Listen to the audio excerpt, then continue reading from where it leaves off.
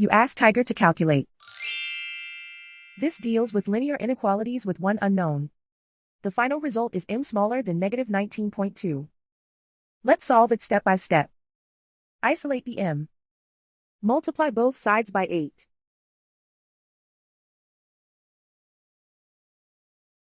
Group like terms.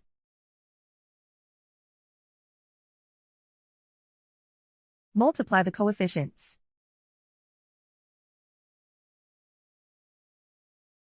Simplify the fraction.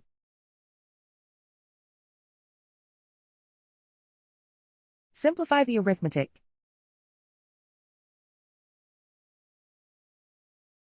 Plot the solution on a coordinate grid. And so the final result is m smaller than negative 19.2.